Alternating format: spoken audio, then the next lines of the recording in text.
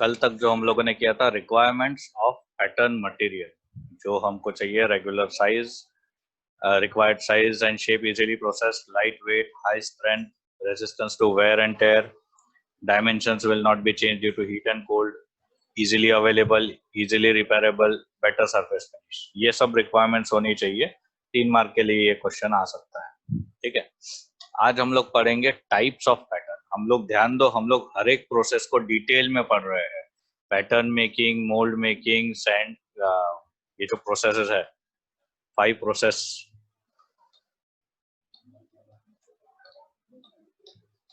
ये जो 5 प्रोसेस है, पैटर्न मेकिंग,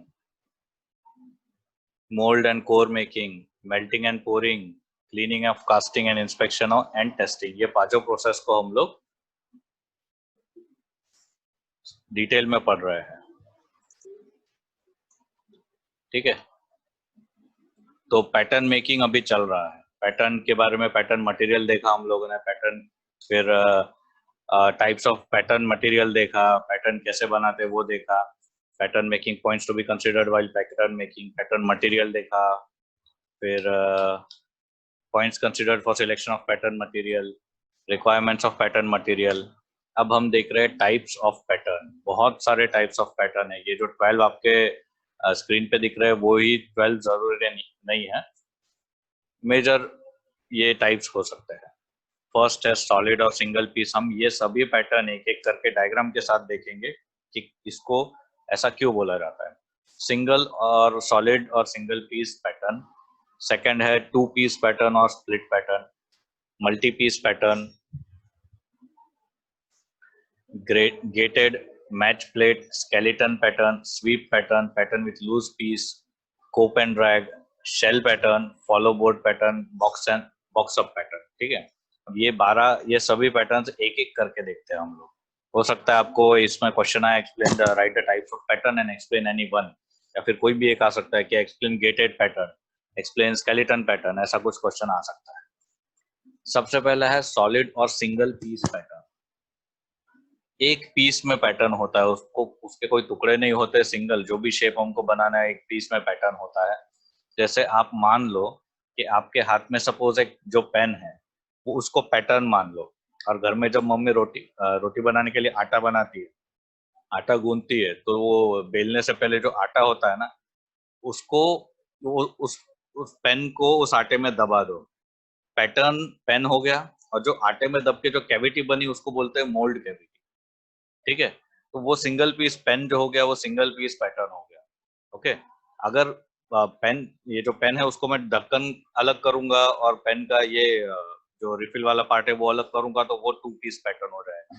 तो या फिर एक सिंगल, समझ जाओ कि 2 पीस पैटर्न, और सॉरी सिंगल पीस पैटर्न क्या होता है, उसका कोई टुकड़ा नहीं होता, एक सिंगल पीस होता है। अब ये हो गया 2 पीस पैटर्न। इसमें क्या होता है, 2 टुकड़े होते हैं। जो अभी वीडियो आप देख रहे थे वो 2 पीस पैटर्न का था। एक स्टील का व्हील बनाना था, और स्टील का व्हील बनाने के लिए हम लोग व्हील का आधा पार्ट कोप में मोल्ड करेंगे और आधा पार्ट ड्रैग में मोल्ड करेंगे, तो ये 2 पीस पैटर्न हो गया। अब ये जो दोनों पीस है एक के ऊपर एक बराबर बैठ जाने चाहिए, इसलिए यहाँ पे कुछ डबल पिन्स होती है। डबल पिन्स और नीचे वाले में होल होते हैं, वो दोनों उसमें बैठ जाते हैं। इसको 2 पीस पैटर्न या फिर स्प्लिट पैटर्न भी बोलते हैं। नेक्स्ट है मल्टी पीस पैटर्न। अब जरूरी नहीं है 2 पीस में ही होगा। अगर आपका जो फाइनल प्रोडक्ट है वो थोड़ा सा लंबा है और उसको एक ही मोल्ड में से एक ही बार में निकालना पॉसिबल नहीं है, तो वो पॉसिबल नहीं होगा कि हम सिंगल पीस या 2 पीस में बनाए। जैसे कि इस पार्ट को देखो, अब ये अगर सिंगल पीस में होता तो मैं इसको मोल्डिंग स्टैंड में से निकाल सकता था क्या? मोल्डिंग करने के बाद नहीं निकाल सकता था। बट अगर मैं इसको 3 पीस में करूंगा तो मैं एक एक पीस अलग अलग आराम से निकाल सकता हूँ यहाँ से। ठीक है, ये वाला ऐसे नीचे निकलेगा, ये भी नीचे निकलेगा, और ये ऊपर के तरफ निकलेगा नीचे वाला। तो इसको बोलते हैं मल्टी पीस पैटर्न। इसमें जरूरी नहीं है 3 पीस है, 4 पीस है, 5 पीस भी हो सकते हैं। ठीक है, नेक्स्ट है मैच प्लेट पैटर्न। जैसे 2 पीस पैटर्न होता है वैसे एक मैच प्लेट हो जाता है। बीच में एक प्लेट होती है और दोनों तरफ पैटर्न होता है। देखो यहाँ पे जैसे आपने 2 पीस पैटर्न देखा ना, उसी की तरह बीच में एक प्लेट डाल दी और दोनों पैटर्न को साथ में ज्वाइन कर दिया, और इन दोनों का मोल्डिंग होता है साथ में। कोप का अलग और ड्रैग का अलग ऐसा नहीं होता है। देखो ये रनर है, पैटर्न है, और नीचे भी सेम पार्ट है, ऊपर भी सेम पार्ट है। जब पैटर्न निकल जाएगा तो मोल्ड एक सॉलिड मोल्ड बन जाएगा पूरा। नेक्स्ट है गेटेड पैटर्न। गेटेड पैटर्न छोटी छोटी चीजें बनाने के लिए काम आते हैं, जैसे कोई नट हो गया, एक एग्जांपल दे रहा हूँ, नट हो गया या फिर कोई अंगूठी हो गई। एक अंगूठी के लिए मैं पूरा का पूरा पैटर्न, पूरा सैंड मोल्ड, जो भी आप लोगों ने वीडियो देखा, इतना मेहनत तो नहीं करूंगा ना।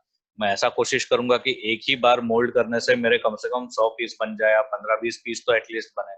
तो ये एक कंप्लीट गेटेड पैटर्न बन जाता है। इसमें रनर मतलब जिसमें से मॉल्टन मेटल पोर होता है, रनर गेट वगैरह सब इसमें ही आ जाता है, उसको बोलते हैं गेटेड पैटर्न। मतलब गेट्स वगैरह अलग से बनाने की जरूरत नहीं होती। गेट्स क्या है? मोल्ड कैविटी में जाने का रास्ता। वो रास्ता हम लोग ऊपर से पोर कर रहे हैं तो अंदर से कुछ गेट भी होने चाहिए जिससे अंदर मोल्ड कैविटी में चले जाए। और दूसरा होता है राइजर। ये सब डिटेल में पढ़ेंगे। राइजर में क्या होता है कि जो अंदर मोल्टन मेटल जा रहा है तो हवा भी बाहर निकलनी चाहिए, उसके लिए राइजर होता है। और पता भी चलना चाहिए कि मेटल पूरा भर गया, उसके लिए राइजर होता है।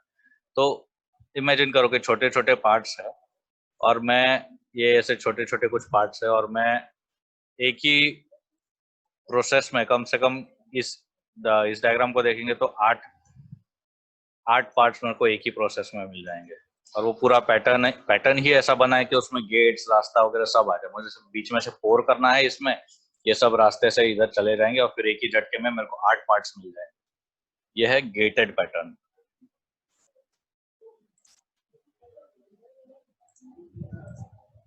ठीक है। नेक्स्ट है स्केलेटन पैटर्न। कोई बड़े बड़े पार्ट्स होते हैं।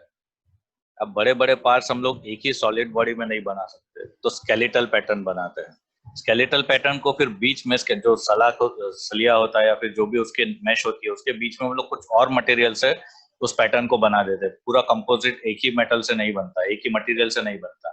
ये बड़े बड़े पैटर्न्स के काम आता है। या फिर ऐसा हो कि मुझे कुछ स्केलेटन जैसा ही कुछ मैन्युफैक्चर करना है तो मैं ये स्केलेटल पैटर्न यूज करूंगा। नेक्स्ट है स्वीप पैटर्न। ये ध्यान दो, ये इंपॉर्टेंट है। स्वीप पैटर्न में इमेजिन करो कि मुझे एक सर्कुलर कुछ प्रोडक्ट बनाना है, जैसे कि एक व्हील बनाना है।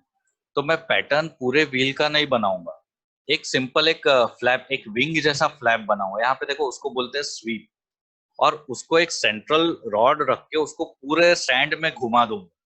तो क्या होगा? पूरे सैंड में घुमाने से क्या होगा? ये ऐसा शेप बन जाएगा। जो भी पैटर्न का शेप होगा वो पूरा एक ऐसा शेप बन जाएगा। ठीक है। आप लोगों ने अगर कहीं देखा होगा केक मैन्युफैक्चर कैसे करते हैं, पूरा का पूरा मोल्ड नहीं होता है उसमें, जो ऊपर आइसिंग करते हैं, जो क्रीम वगैरह लगाते हैं, उसका पूरा का पूरा मोल्ड नहीं होता। वो लोग क्या करते हैं, चाकू या फिर कोई शेप से पकड़ के रखते हैं और फिर पूरा केक घुमा देते हैं। उससे क्या होता है, जो कार्डबोर्ड का जो शेप है, ये कार्डबोर्ड का ही समझ लो या फिर वुड का एक प्लेट समझ लो। ये मैं रखूंगा सेंट्रल पोस्ट थ्रू, उसको घुमाऊंगा, एक पूरा सर्कल घुमाऊंगा तो ये पूरा एक शेप ले लेगा। इससे क्या होगा, मेरा पैटर्न मटेरियल पूरा बच गया। मुझे लकड़े का पैटर्न नहीं बनाना पड़ेगा, ना कुछ करना पड़ेगा। एक सिंपल मैं एक फोल्ड बना, एक पेपर का या कार्डबोर्ड का एक पैटर्न जैसा बना दूंगा और पूरा घुमा दूंगा। इसका क्या फायदा, इसका नुकसान ये है कि हम लोग इससे सिर्फ सिमेट्रिकल शेप्स ही बना सकते हैं, अलग टाइप के शेप्स नहीं बना सकते। ठीक है।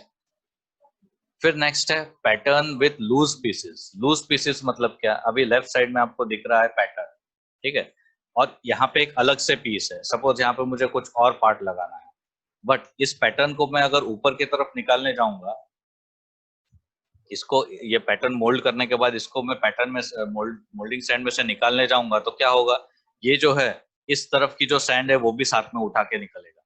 बराबर है। वो नहीं होना चाहिए, इसलिए क्या किया,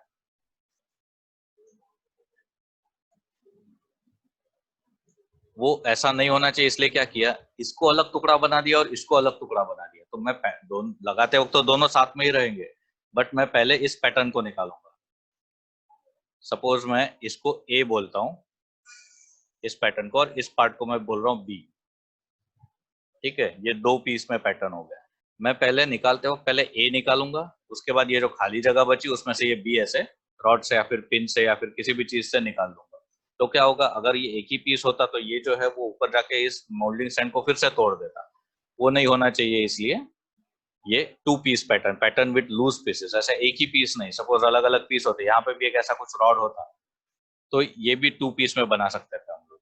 ठीक है, लगाते वक्त तो दोनों साथ में लग जाएंगे जब मोल्डिंग सैंड डालना हो, पर निकालते वक्त पहले ए, पहले ये ए निकलेगा, फिर बी निकलेगा, फिर ये सी, अगर इसको नाम देंगे तो सी निकलेगा।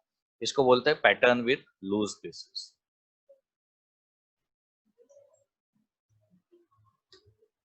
नेक्स्ट है cope and drag pattern. Cope and drag मतलब क्या है? कोप जो चीज है, कोप जो मोल्डिंग कैविटी रहती है उसके ऊपर का पार्ट होता है कोप, और नीचे का पार्ट होता है ड्रैग। जो अभी स्टार्टिंग में आप लोगों ने वीडियो देखा वो कोप एंड ड्रैग पैटर्न था। उसमें व्हील का एक पार्ट, आधा पार्ट ऊपर होता है और आधा पार्ट नीचे था। ठीक है, तो उसको बोलते हैं cope and drag pattern. Piece, दो पीस में अगर कोई पैटर्न बन रहा है तो उसको कोप एंड ड्रैग पैटर्न बोलते हैं, just for cope and drag operations. Next है शेल पैटर्न। शेल पैटर्न को ध्यान से देखो, इसमें क्या है? शेल होता है, शेल मतलब खाली जगह, कोई चीज जो शंख होता है वो अंदर एक प्रोटेक्टिव कोटिंग में होता है, उसको शेल बोलते हैं। वैसा ही कुछ यहाँ पे, इसमें पूरा का पूरा मोल्डिंग सैंड नहीं यूज होता है। यहाँ पे एक सैंड है, एक टाइप का सैंड है, और यहाँ पे ये आपको दिख रहा है हॉट पैटर्न। ये एक अलग पैटर्न, पैटर्न बनाने का पैटर्न है समझ लीजिए। ठीक है, ये हॉट पैटर्न है, हॉट है, इसको इलेक्ट्रिकली या किसी चीज से गर्म किया जाता है। यहाँ पे सैंड होता है विद बाइंडिंग मटेरियल। ये हो गया स्टेप 1। ठीक है, स्टेप 2 में क्या होता है? इस पूरे असेंबली को उल्टा किया जाता है। ये देखो स्टेप 2 में दिख रहा होगा आपको, पूरे असेंबली को उल्टा कर लिया गया है। स्टेप 1, स्टेप 2, उल्टा करने के बाद, बिकॉज ये जो हॉट पैटर्न है ये इलेक्ट्रिकली या किसी चीज से हॉट किया जाता है, इसकी वजह से क्या होता है, ये यहाँ पे जो सैंड है ना, ये यहाँ पे इस पैटर्न के ऊपर चिपक जाती है। जितनी देर में रखूंगा उतना थिक लेयर बनेगा, इसके ऊपर एक लेयर बन जाती है। स्टेप 3 में इसको फिर से घुमाया जाता है। ये देखो स्टेप 3 में इसको फिर से उल्टा कर दिया। उल्टा कर दिया तो देखो यहाँ पे ग्रीन कलर का थोड़ा सा लेयर ऊपर चिपक गया है। ये हो गया, ये शेल बन गया। फिर इस ऊपर पैटर्न बनाने वाले इस पैटर्न को निकालते हैं ब्राउन कलर को, और इस जो शेल है उसको निकाल देते हैं। ऐसे दो पीस बनाते हैं और इन दोनों को आमने सामने रखते हैं। ये देखो स्टेप 5, आमने सामने रखते हैं और साइड में फिलर मटेरियल डालते हैं। ये जो साइड में फिलर मटेरियल दिख रहा है, ये जरूरी नहीं है सैंड ही है, कुछ भी हो सकता है, क्योंकि सैंड और मोल्टन मेटल का डायरेक्ट कांटेक्ट नहीं होने वाला, तो यहाँ पे कुछ भी हो सकता है। मेरा काम सिर्फ शेल से। इससे क्या होगा, फिर मैं यहाँ पे मोल्टन मेटल पोर करूंगा और ये जो शेप है वो बन जाएगा। इसको बोलते हैं शेल पैटर्न। नेक्स्ट है बॉक्स अप पैटर्न। अब कोई हल्का फुल्का पैटर्न बनाना है मुझे, कार्डबोर्ड के पैटर्न बनाने हैं, तो मैं पूरा का पूरा कार्डबोर्ड नहीं यूज करूंगा, मैं बॉक्स बनाऊंगा। बॉक्स कैसे? आप लोग टूथपेस्ट के बॉक्स या किसी भी चीज के बॉक्स, पैकिंग बॉक्सेस देख लो, अगर उसको आप खोलने जाओगे, आप लोगों ने इंजीनियरिंग ड्राइंग में डेवलपमेंट भी पार्ट पढ़ा होगा, तो डेवलपमेंट जैसा ही है। अब उसको हम खोलेंगे स्टेप बाय स्टेप, जहां जहां ग्लू लगा है, तो ऐसा बॉक्स खोलेंगे। इसको, ये जो फोल्डिंग आपको दिख रहा है, वन वन वन के साथ, टू टू के साथ, ये टू, ये ऐसा पूरा फोल्ड करेंगे तो एक पूरा बॉक्स बनता है। जैसे अगर आप लोगों ने डोमिनोज का पिज्जा खाया होगा, उसके बॉक्स को खोलने की कोशिश करो एक एक करके। मिठाई का बॉक्स है, उस बॉक्स को खोलने की कोशिश करो, तो खुलने के बाद ऐसा पूरा पैटर्न बनेगा। और ऐसा ही पूरा बॉक्स बनाते हैं और वो कार्डबोर्ड के बॉक्स का एक पैटर्न बनता है। इसको बोलते हैं बॉक्स अप पैटर्न, जिसको हम लोग कार्ड से या फिर फोल्ड करके बना सकते हैं। ये हो गए types of pattern, major types of pattern हो गए ये। ठीक है,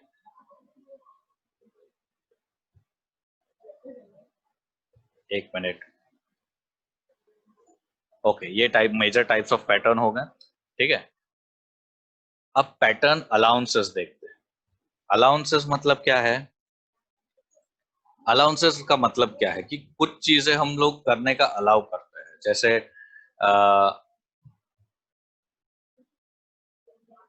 जैसे पैटर्न है, अब मुझे मालूम है आगे जाके ये कुछ नुकसान होने वाला है, तो मैं अलाउ करता हूँ। जैसे मेरे को मालूम है कि मुझे यहाँ से सपोज सूरत जाने के लिए इतना अमाउंट ऑफ डीजल या पेट्रोल लगने वाला है, बट मैं थोड़ा सा और ज्यादा फिलअप करता हूँ। क्यों? सो दैट इन केस बीच में कुछ लग गया, इन केस मुझे कुछ और इमरजेंसी पड़ गई, कहीं और रास्ते से जाना पड़ा, तो मैं थोड़ा सा ज्यादा भर लेता हूँ। ठीक है, सो दैट बीच में प्रॉब्लम नहीं। एग्जैक्टली मैं भरूंगा, मुझे मालूम है 10 लीटर में मैं सूरत पहुंच जाऊंगा, या वापी पहुंच, दमन से मैं वापी 10 लीटर पेट्रोल में पहुंच जाऊंगा। इतना नहीं लगता, इतनी खराब गाड़ी नहीं है मेरी, पर 10 लीटर में एग्जैक्टली 10 लीटर नहीं भरा, 12 लीटर या 15 लीटर भराऊंगा, सो दैट बीच में अगर मुझे कुछ लगा, वापस आना पड़ा, तो मुझे पेट्रोल पंप की तरफ नहीं भागना पड़ा। उसको वैसी चीज को बोलते हैं अलाउंसेस। तो पहले से तैयारी करके रखे, को मालूम है बाद में कुछ इमरजेंसी पड़ सकती है। तो ये अलाउंस वर्ड का मतलब हो गया। तो अलाउंस क्यों जरूरी है पैटर्न में? अब आप लोग देखो यहाँ पे जो आपके स्क्रीन पे दो फिगर दिख रहे हैं, एक ब्लैक कलर का दिख रहा है जो है ओरिजिनल प्रोडक्ट, और जो ब्राउन कलर का दिख रहा है वो वुडन, ये वुड पैटर्न। ठीक है। अब आप लोग ध्यान दीजिए कि ये जो ओरिजिनल प्रोडक्ट है वो छोटा है और जो वुडन पैटर्न है वो बड़ा है। ये क्यों? क्योंकि सॉलिड और लिक्विड कॉन्ट्रैक्ट्स ऑन कूलिंग। मैंने इसमें मॉल्टन मेटल भरा था, पर वो जब ठंडा हो जाएगा तो वो छोटा हो जाएगा। तो अगर मैंने एग्जैक्ट साइज का बनाया होता तो वो मुझे जो चाहिए उस वो साइज का नहीं बनता, छोटा हो जाता, तो मेरा ये पूरा प्रोडक्ट वेस्ट हो गया। ज्यादा हो गया तो चलेगा, बट छोटा हो गया तो वेस्ट हो जाता है। ठीक है, ज्यादा हो गया तो मशीनिंग करके हम लोग उसको छोटा कर सकते हैं। तो जो पैटर्न है उसमें अलग अलग टाइप के अलाउंसेस होते हैं, सो दैट बाद में प्रॉब्लम नहीं आए बनाते हुए। तो देखते हैं क्या क्या अलाउंसेस होते हैं। पहले ये डेफिनेशन देखो। A pattern differs from the casting in certain dimensions. कहीं पे डायमेंशंस बड़े होते हैं, कहीं पे डायमेंशंस छोटे होते हैं। अगर एक्सटर्नल डायमेंशंस है तो बड़े होंगे, अगर इंटरनल डायमेंशंस है तो वो छोटे बनाने पड़ेंगे। समझे? सपोज एक पाइप है, पाइप अगर मुझे कास्टिंग करना है तो उसका एक्सटर्नल डायमीटर मुझे ओरिजिनल साइज से बड़ा रखना पड़ेगा, और इंटरनल डायमेंशन ओरिजिनल साइज से छोटा रखना पड़ेगा डायमीटर। क्यों? क्योंकि एक कॉन्ट्रैक्ट होगा, थोड़ा इमेजिन करो उसको। ठीक है। तो when pattern is prepared, certain allowances are given on the size of casting. These are known as pattern allowances. देखते हैं क्या क्या allowances देने पड़ते हैं। सबसे पहला मैंने जैसा बताया, श्रिंकेज अलाउंस। श्रिंक होता है, अगर कोई चीज गर्म से ठंडी हो रही है तो वो श्रिंक होती है। Contracts on cooling. तो यहाँ पे देखो, reduction in height due to solidification shrinkage. तीन टाइप के श्रिंकेज होते हैं इसमें। एक होता है एक मेल्टिंग पॉइंट, जो एक बताता हूं मैं साइड में थोड़ा सा, एक टाइमलाइन जैसा ले लीजिए। यहाँ पे मैं रेड कलर का जो आपको दिख रहा है वो टाइमलाइन जैसा है, समझ। ठीक है। ये हो गया नॉर्मल टेम्परेचर, यहाँ पे होगा कुछ 30 डिग्री सेल्सियस और समथिंग। ठीक है। बीच में हो गया मेल्टिंग पॉइंट। मेल्टिंग पॉइंट में जो फ्लूइडिटी होती है मेटल की वो एकदम ज्यादा होती है, तो ज्यादा फ्लो नहीं होता, इसलिए मैं उसको और गर्म करता हूँ। उसको बोलते हैं पोरिंग टेम्परेचर। पोरिंग टेम्परेचर, पोर मतलब जिस टेम्परेचर में मैं उसको कास्टिंग में डालता हूँ। तो ये अपना नॉर्मल टेम्परेचर एक हो गया, एक मेल्टिंग पॉइंट हो गया। सपोज स्टील को लेते हैं, मेल्टिंग पॉइंट हो गया 1200 डिग्री सेल्सियस, बट मैं उसको और गर्म करता हूँ 1500 डिग्री सेल्सियस तक। ठीक है। क्यों? क्योंकि एग्जैक्टली मेल्टिंग पॉइंट पे उसको पोर नहीं किया जा सकता, वो जेली जैसा रहता है, तो उसको मैं और गर्म करता हूँ वो, तो सो दैट वो पोर हो सके, मैं उसको एकदम लिक्विड की तरह पोर कर सकूँ। अभी ये जो 1500 डिग्री सेल्सियस है, मैंने मेटल इस पैटर्न मोल्ड कैविटी में पोर कर दिया, तो उसका टेम्परेचर ठंडा कैसे होगा? पहले 1500 डिग्री सेल्सियस से मेल्टिंग पॉइंट तक पहुंचेगा, 1200 डिग्री सेल्सियस तक। तो ये 300 डिग्री का जो कूलिंग है उसमें भी कुछ श्रिंक होगा, वो तो कंपेंसेट हो जाएगा, क्योंकि ये यहाँ पे लिक्विड फॉर्म में ही रहता है अभी तक, तो वो तो कंपेंसेट हो जाएगा। बट 1200 डिग्री सेल्सियस से नॉर्मल टेम्परेचर तक पहुंचने के लिए उस टाइम पे जो है वो श्रिंक होगा। यहाँ पे जो आपको दिख रहा है डायग्राम 3, ये जो फिगर राइट साइड पे जो फिगर है उसमें दिख रहा है, लेफ्ट साइड में जो दिख रहा है वो सिर्फ रिडक्शन ऑफ हाइट होगा। उसके वजह से ये जो बॉर्डर है, जो साइड वाले है, वो श्रिंक नहीं होंगे। ये जो बॉर्डर है वो श्रिंक नहीं होंगे उसकी वजह से, क्योंकि वो अभी भी लिक्विड है, वो लिक्विड यहाँ पे भरा जा सकता है, लिक्विड ऑटोमेटिक अपनी जगह ले लेगा। बट 1200 डिग्री सेल्सियस से सॉलिडिफिकेशन चालू हो जाएगा। ये सॉलिडिफिकेशन चालू होगा तब श्रिंक होगा, यहाँ से जो आपको दिख रहा है राइट साइड के फिगर में, उसको बोलते हैं सॉलिड थर्मल कॉन्ट्रैक्शन। इसको बोलेंगे श्रिंक, लिक्विड या मॉल्टन मेटल्स, या फिर सॉलिडिफिकेशन, सॉरी, लिक्विड श्रिंकेज बोलेंगे इसको। बट सॉलिड श्रिंकेज के टाइम पे उसका साइज कम हो जाता है। ठीक है। ये बोलते हैं श्रिंकेज अलाउंस। इसके वजह से क्या करते हैं हम लोग, इसके वजह से जो ओरिजिनल साइज है ओरिजिनल प्रोडक्ट का जो पैटर्न होता है उससे हम लोग थोड़ा सा बड़ा पैटर्न बनाते हैं, सो दैट श्रिंकेज, जितना बड़ा मटेरियल, जितना बड़ा फाइनल प्रोडक्ट होगा उतना ज्यादा श्रिंकेज होगा। तो वो भी डिपेंड करता है कि मेरा फाइनल प्रोडक्ट का साइज कितना है। अगर छोटा सा है, मेरे हाथ में पकड़ा जा सकता है, तो ज्यादा अलाउंस नहीं देंगे, बट बहुत बड़ा साइज है तो अलाउंस भी उतना ज्यादा देना पड़ेगा। जैसे अगर सपोज किसी चीज का डायमीटर 1 मीटर है, तो मुझे अलाउंस में उसका वन वन पॉइंट मतलब 10 5 सेंटीमीटर बड़ा बनाना पड़ेगा, सपोज 5 सेंटीमीटर एग्जैक्टली नहीं, 1.05 मीटर का डायमीटर रखना पड़ेगा मेरे को, सो दैट श्रिंक होने के बाद वो अपने मेरे ओरिजिनल शेप में आ जाए। इसका डिस्क्रिप्शन देखते हैं। Metals used in casting process will shrink during transformation from liquid to solid phase. To get accurate dimensions, the size of pattern is generally bigger than the actual product.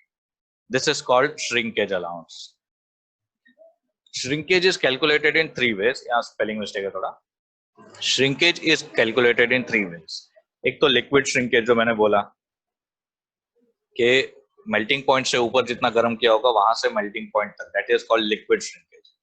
फिर liquid से solid में convert होता है, latent heat जहां पे remove होती है, liquid से सॉलिड होता है, उसमें श्रिंकेज होगा।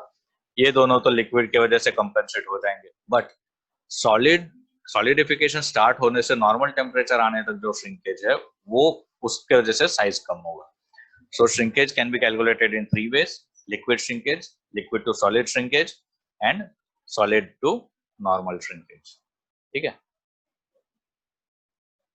प्रशांत सो रहा है क्या?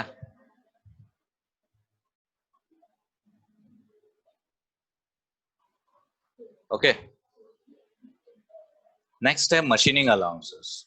मशीनिंग अलाउंसेस मतलब क्या?